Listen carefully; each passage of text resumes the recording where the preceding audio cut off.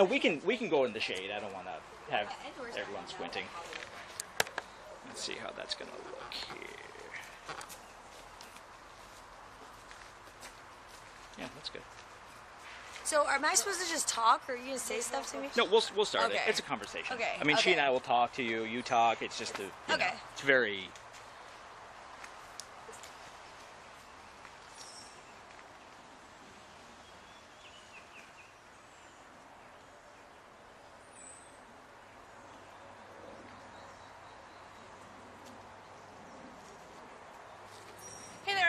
We are live at Aware in Atlanta. Well, no, actually we're in Lilburn, Georgia, but we're joined here to show you some cool critters. Oh, he's gonna go!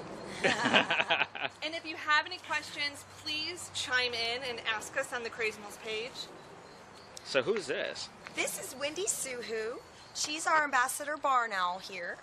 She came to us because she was injured by someone who thought she could eat their cat.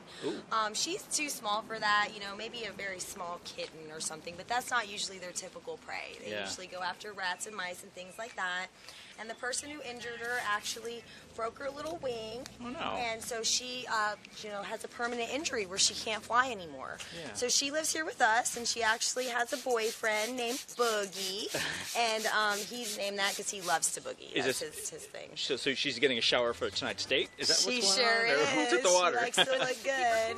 Yeah, it makes her happy. Sometimes she gets nervous when we first come out, and then she kind of calms down, especially when you spray her. She likes it. They both do little happy dances like this when you spray them a lot of the time. Is that right? And what's your name? What do you do here? My name is Marjan Gadradun. I'm the Director of Animal Care here at the Aware Wildlife Center. And so I'm in charge of like all day-to-day operations and things like that, taking care of the animals and helping get them back out into the wild. Our primary goal is to rehab and release back into the wild. But we have animals like Wendy who come out for education and go to schools and programs and teach the public about peaceful coexistence. Oh, that's so cool. So we have someone asking once again, why spray the water? She likes it. She likes it. Yeah, she seems to like it, especially on really hot days. Yeah. She goes out there and she starts wiggling back and forth. Well, what's really important is, can you show us what she does again? You were wiggling, so I figured I was wiggling. Giving you a demonstration. Interested in the birds behind us, and it actually is really good for them to spray them with water. Birds are waterproof, and the way that they're waterproof is they have a little gland on their back, right above their tail, that secretes oils. And when they preen, they rub the oils through their feathers, and that's why all this water's all beaded up like that. And they need to be waterproof, or they can't fly when the weather's bad. They won't do well. They probably won't survive. So, woo! Where are you going? Where are you going? So we spray them with water. It also stimulates them to preen, which keeps them healthy and happy and that sort of thing. Cool. Okay, so I'm gonna pan over. And by the way, that's Jennifer. Hi there. I'm Jim behind the camera. We are live on Crazimals at Aware. This is something I've seen in my yard before. I've seen these before. What is this? And who are you and what is this? Well, I am Julia Sparks. I am a wildlife care supervisor at Aware. And this is Scully. She is a Virginia opossum. Hi, Scully. I think she's a little bit camera shy right now. But she came into us after she was hit by a car. And so she has some neurological damage, and she has compromised vision, so she also cannot be released. Okay. So volunteers often find her just napping in her enclosure. And she is opossums, sorry. Oh, come here, sweetie. Are the only marsupial in North America. And so that means that once they have live young, their young actually live in the pouches in the mother, for several months before they actually leave and go out on their own. So I can try to show it to you, show you her pouch, but I'm not sure if she'll want me to do that right now. The bigger question here is that a good idea? Yeah, I don't think she's too happy about that right now. Now, you guys, I have to laugh. Someone wrote, "That's a cute dog." Oh, that's not a dog. Close. Just to reiterate. Yeah. Why not? No.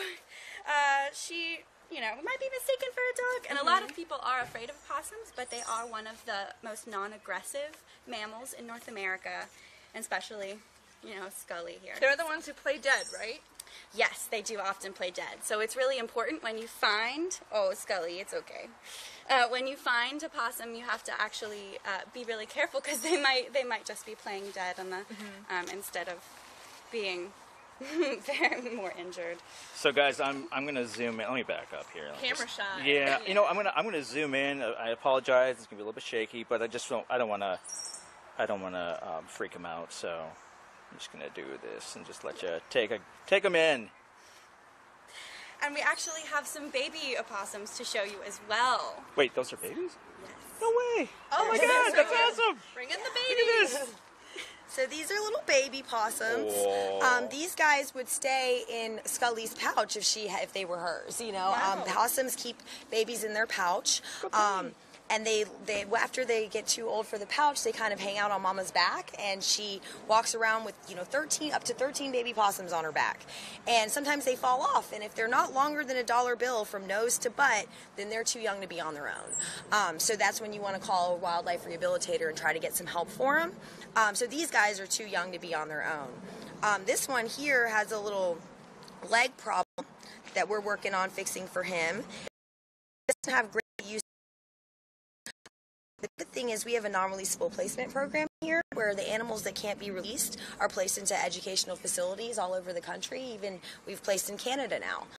So we can let these animals, the reality for a lot of places is you have to euthanize them. There's nothing else you can do with them. You run out of resources. But these guys, if he can't be released into the wild, he can go stay somewhere else and provide education for the public. Someone's asking a question. I've never heard this before, but is it true that they're dangerous to horses? Not to my knowledge. Possums are pretty non-aggressive animals. They're actually good animals to have around. They kill and eat venomous snakes. They eat ticks and roaches and rats and mice. And they clean up garbage, and dead prey, dead animals on the side of the road, all of that sort of thing. So they're really actually pretty good to have around. If they were dangerous to horses, I would imagine it'd be some type of parasite or something like that. But they have a really good immune system because they have a very low body temperature, so they typically don't get rabies, things like that. So I don't know the exact answer to that, but I would guess it would probably not be too bad. And someone's asking, how old would you guys guess they are? These guys, it's hard to tell, especially when they're in rehabilitation. They grow a little bit slower, and possums, they stay in the pouch for a very long time. So they're actually a lot older than they seem, because when they're born, they're very, very underdeveloped. Sometimes they don't even have total back legs and things like that, and they crawl from the birth canal to the pouch. So these guys, they're definitely quite a few weeks old. They're so cute. I'm just gonna let you guys take them in because they're pretty cute. People say they get along with my cat fine. It does seem that they would. It's just kind of I've had an experience where a possum came right up on the deck and started eating with the cat. Yes. No problems, no aggression. Yes. We get lots of calls about that. Possums and cats tend to do well together in the wild. Although cats, we believe cats should be kept indoors just for their safety and the safety of the wildlife. We get calls a lot of the time of people with outdoor cats where they find possums snuggling in cold nights with their cats in little cat houses and things like that. So we hear about that actually. So what happens now when these guys get a little bit bigger? Do you release them back? How does that work? So I mean, like if they're healthy, they could do it. There's no significant issues. Yeah. How does that work out? We try to get, our main goal is to get all animals back out into the wild. This one with the leg injury might be placed in education, but the other one will be released. So we'll find a good habitat for him, and we'll make sure that he's prepared for release. Find food, he knows how to protect himself, he's fearful of humans, things like that, everything that a normal wild possum would feel and experience, and then we'll let him go somewhere good. Well, I'm also fearful of humans too. So Just while we're shooting them. Also, what kind of animals should I stay away from trying to rescue and maybe call my wildlife center first? Well, it's good to, any animal that you're not familiar with or you're not experienced with, it is always good to check with the Wildlife Center first because a lot of animals can hurt you. Wildlife's typical response to humans is to try to flee, but if they're injured or hurt, they may not be able to, and they could always attack. So it's good to contact the Wildlife Center, let them know that you found an animal and it's injured and what's the best way to capture them. And, there's different things that you can do. Sometimes when animals are, there's more of a risk with them. You can use like a broom or something and push them into a box or something without having to touch them. So it's good to call the wildlife center and get some tips before you do anything like that. How do they feel? Because I don't think everybody gets to touch a baby possum. They're actually really soft. Really? Yeah, they're really Is it soft. like a gerbil or like a guinea pig. Like their fur is not as wiry and thick as it kind of looks. It's actually I kind of just want to rub them, They're really soft feeling. Cuties. I think they like their camera time too. Yeah, they do. That's okay. And next, Bring out the ducks. you may have seen these, All right, our next couple animals are... especially if you're in Florida. You know what I'm talking about. Yes. We have a baby duck and a baby goose here. So this one that's a little bit more yellow, that's the baby goose. And so they were both found alone. Okay, guys. So forgive me. I'm gonna try to. There we go. Oh, you can hear them going. Yeah, they're very excited. But they were both found alone, and the baby goose is actually a little bit worse off than the duck. So in rehabilitation, we've had to give him more fluids and more care to make sure that he's been able to do okay. And right now, they're just together to help each other grow and help each other be social. But when they get older, we will put them with more animals of the same species. And so they won't actually be released together. But they're just here to help each other out right now. To get through the tough times. Exactly. If we all had a friend in a hospital, it would be nice. Yeah, and so they're very much ready to hop out. They eat several times a day, so they're probably ready for their next meal. Now, the interesting things about the duck, I live on a small lake, and we saw an injured mallard duck, and did some research, and they said that they can heal on their own. And the duck actually did heal on its own. Can you talk a little bit about the healing process? It definitely depends on the injury. Like ducks and geese, and also depends on the area.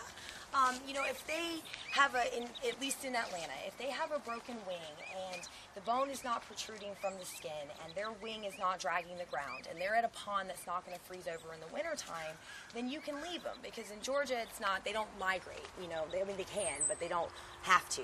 So they could stay and the bones will heal and they won't develop infection because it's inside, and it's usually a safe bet, especially because it's unlikely that you can repair the wing in a way that they'll ever fly again. So you've got a glove on, and you've got another friend right over here. I do. I'm just so excited. I'm sorry. I'm not rushing everybody through, but listen, guys, this is so cool. And these guys are really doing some great stuff here at Aware. Oh, wow. Now, this is the one we heard from. Whoa! Hi there. Whoa! Hello. Dan, what happened? Listen. Dan, what happened?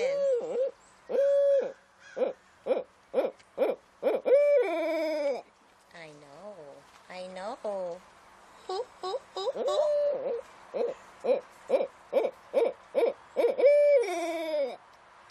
So this is Gazer.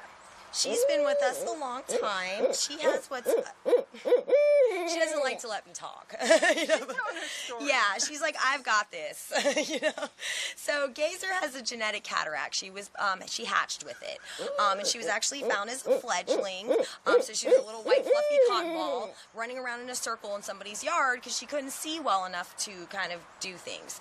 She has some vision. She can see a little bit, but just not well enough to hunt and fly and that sort of thing.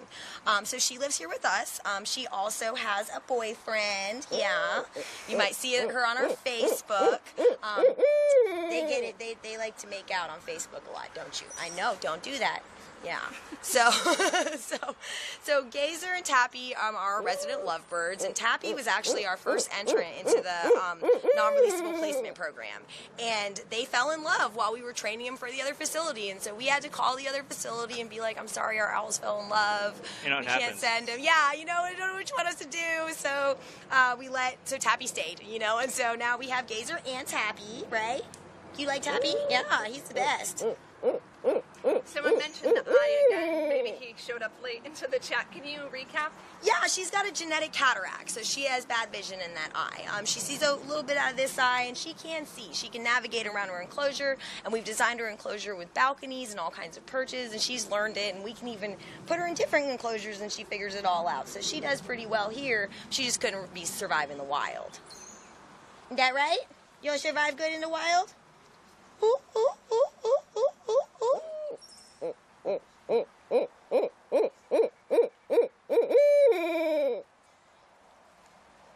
Yeah, you're a good owl. Someone wrote best Facebook Live video ever. Gazer, you're a star. Now, why would Gazer eat in the wild? Well, barn owls like to eat, small rodents, like mice especially, but they'll eat rats. They also are known to eat snakes and crawfish. They love crawfish. They love to hunt by the streams. But yeah, we have another ambassador barn owl named Albert Einstein, and she's been wanting to eat our snake legs for years. But she knows she can't, so it's okay. But yeah, Did you say snake legs? Yeah, Like her name is Legs. All Yeah, right. she's our senior snake. So she's retired. She no longer does programs because she has arthritis. Okay. And so she's just kind of living out the rest of her life here. She's best friends with our turtle, Mary Shelley. She's a box turtle. Yeah. And you can see her on Facebook snuggling with our turtle a lot. And Skylar is asking, why do they make that noise? well, she's Wait, hooting. did you see, she turned her head like, what did he say? What did he want? I know. So that's their call. You'll hear these guys in your backyards a lot, calling back and forth to each other. Yep. And Gazer came in as a very young owl, and so when she was younger, I used to stimulate her by hooting with her, just like any other owl would, like if she bonded. And so she likes to have hooting sessions, and we do it every day so that she feels, like a real owl. And ever since she's gotten tappy, she's not as in love with me anymore, which is a little sad, but Tappy's pretty cool. I was going to say you seem very connected. Yeah, we're very friends. Comfortable. Yeah, she's not always so nice to me. They're wild, and so some days she's definitely not been happy to see me. Necessarily, but we have a special thing maybe.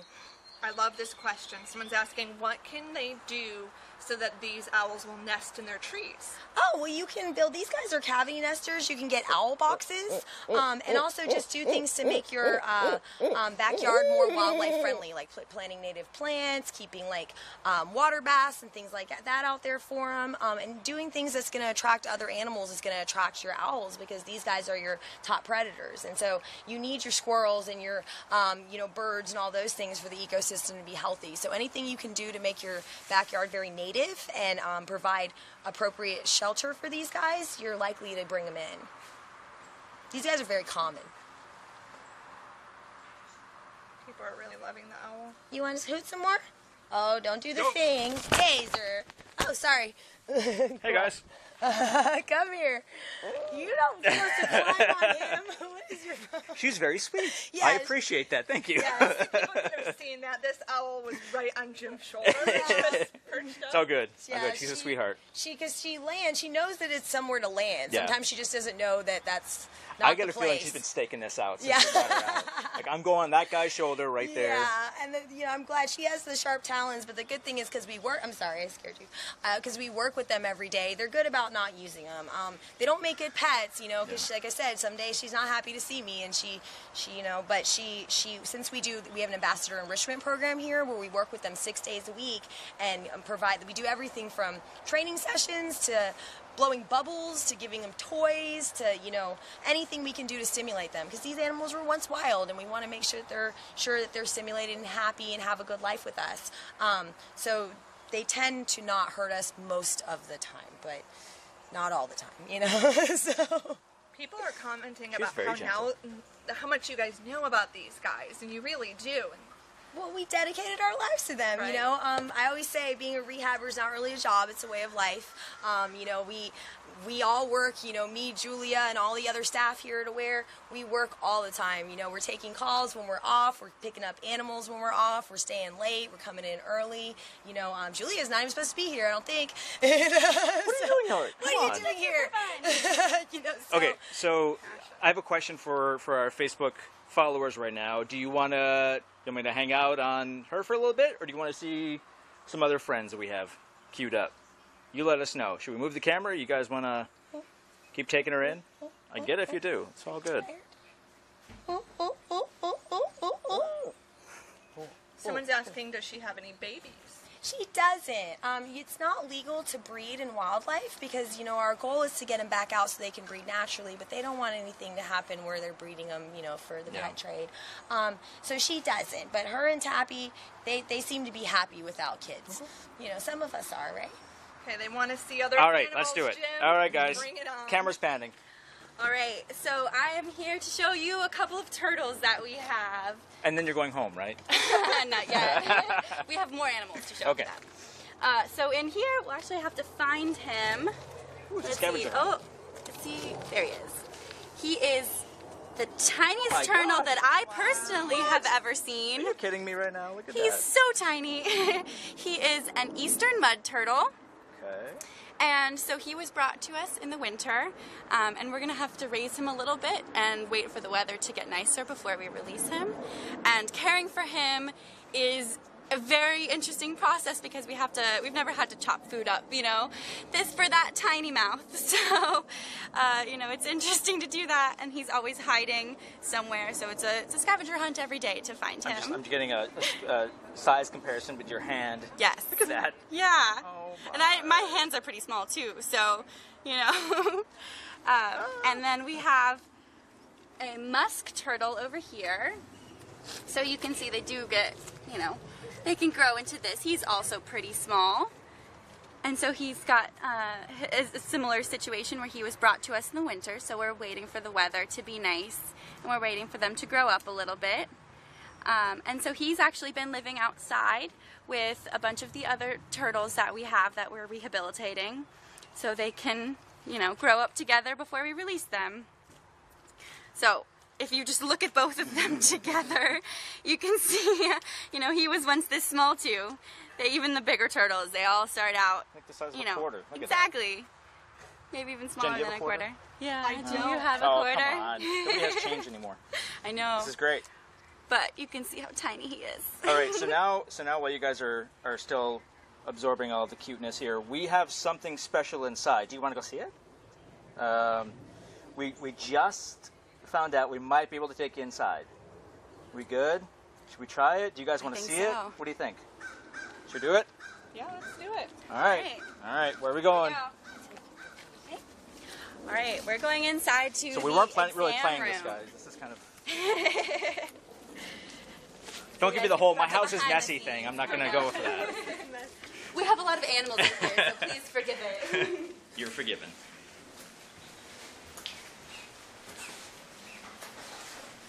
All right, here we go. All right, so what do this we got? is our exam room in here. Uh-oh. Wrong room. Oh, for the animals. Gotcha. Yeah. All right. So is this kind of the first stop when someone brings an animal in, right here at this exam table?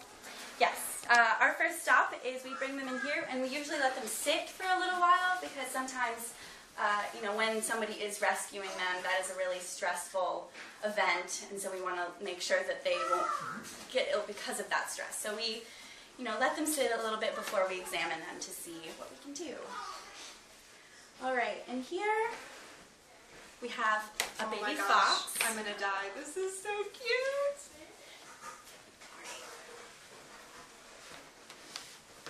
Okay. Maybe really quiet. All right. Oh my gosh.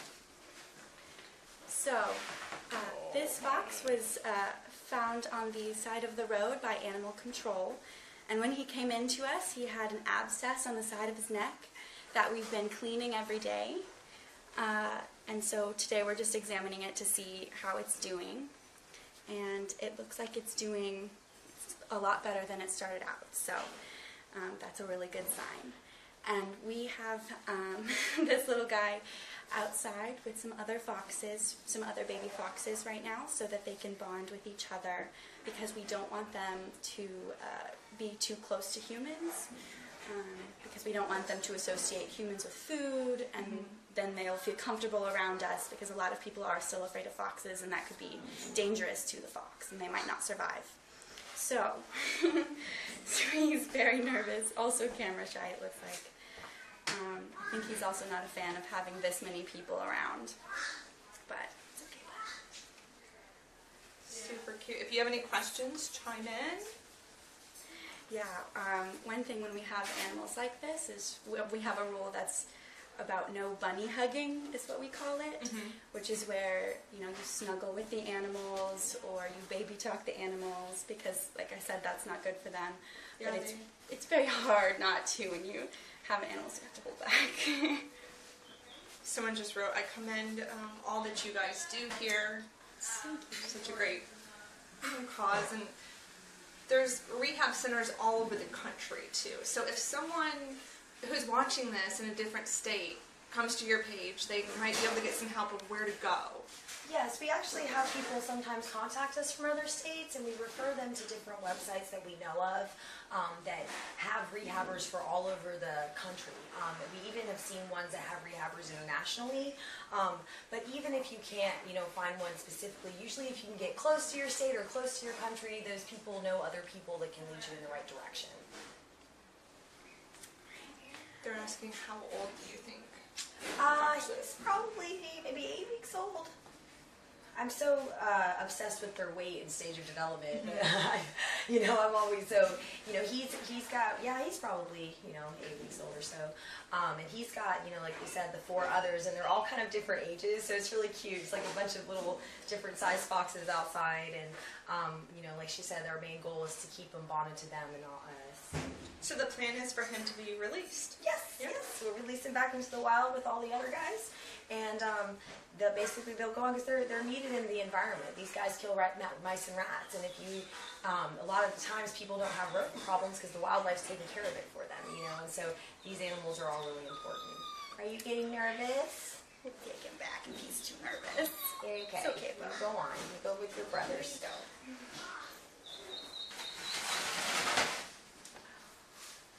Cool. This is great. Oh, wow. Wait, what is this? A bat? So this is a Brazilian free-tailed bat. So he's got this little free tail. So if you notice, most bats, they have the webbing right here, but his tail is just like a little thing. So he came here to us. He has an injured right wing. There's actually a fracture in the humerus, which is this bone right here. And we think that we'll be able to repair it, and he'll likely be able to fly again. These guys often do really well. These guys hunt insects, and it's really, really good for the environment, just for your pest control and that sort of thing.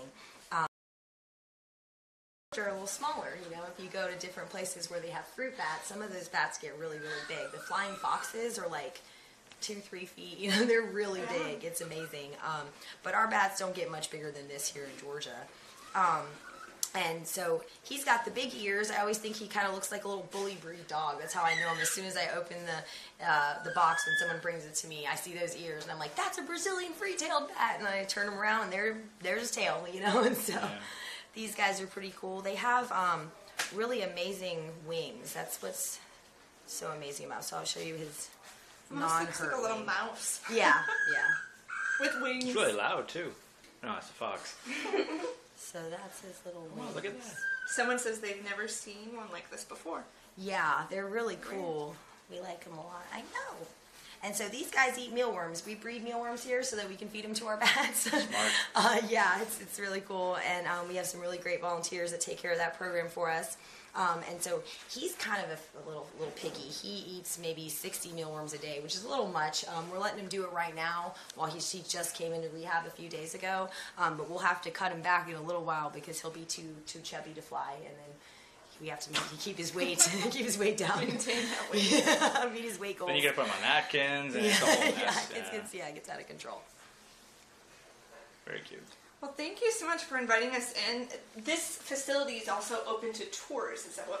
Yes, we do tours on the weekends at 1 p.m. We're also primarily staffed by volunteers. So without the volunteers, we Yeah, could including not do this it. one right here. She's staff actually, but she's volunteering currently, I guess. Yes. You know, the staff is kind of volunteers, a lot of us. I started as a volunteer. Yeah. Yes. I think everybody appreciates you, so We thank do. you. So we always accept volunteers. We do the tours on the weekends at 1 p.m. museum. And their guided tours are really fun. You get to see all the educational animals up close and hear their stories and why they're here and why they're important to the world and why we should care.